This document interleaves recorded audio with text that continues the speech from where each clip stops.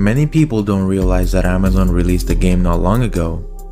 That game was called Crucible, and it was launched as an early access game in May of 2020. It was a free-to-play game, team versus team, with PvE and PvP elements. The main mode of this game was called Heart of Hives, a 4v4 team-based game where a team won by killing a huge insect creature, which I don't really know what to call, and also collecting the most hearts. Collecting 3 hearts. The first team to collect those 3 hearts would win the match. It also had 2 other modes. A battle royale base mode called Alpha Hunters, where 8 teams of 2 players would fight each other to earn the last standing spot. Pretty cool because this was when battle royale games were still at their peak.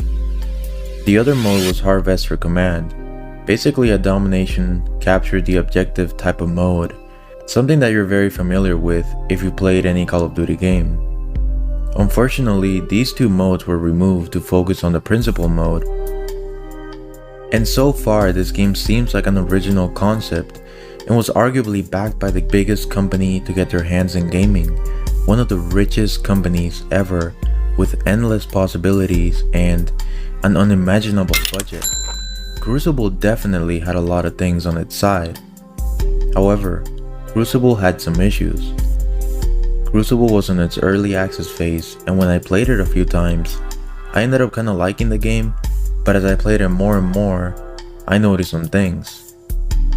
The game was pretty laggy, giving me connection issues, which is to be expected out of an early access game, so I have to give it a pass on this. But the gameplay became repetitive, and having limited characters obviously didn't improve things. Some of the characters were extremely overpowered, and it was clear because every single player on the other team and on your team would neglect the other characters on the roster. It just made the games less enjoyable and really frustrated the early access player base, taking away from the experience as a whole. Putting that aside, my biggest problem was the waiting times. I had to wait as long as 3 hours to find a game.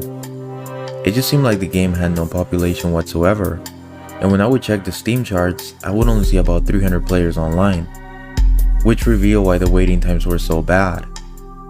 This was honestly enough to give the game a bad reputation, but then again, it was only an early access game. Everything I just mentioned doesn't actually represent why this game died. None of those reasons were even enough. It was an original and interesting game for those who played, but Crucible had no marketing. The principal reason and the main reason why Crucible died was the lack of marketing.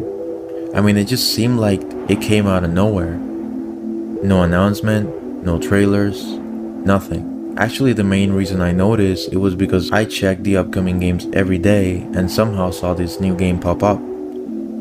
But most people didn't really see this coming at all. This really hurt the player base counts because no one expected this to even come out. And surely there are plenty of people who don't know Crucible even existed. And that was what finally killed this game. Sadly, the game ended up going back to closed beta after an announcement from the team, never to be heard from again. I mean, it's been 2 years and it seems like this game will never see light ever again. And it sucks. If you really put yourself in a dev's shoes, it's very sad. A product you sacrificed for is gone. It never even had a chance to take off. I still feel like this could have been a solid game, because we've seen games like No Man's Sky come back from the dead.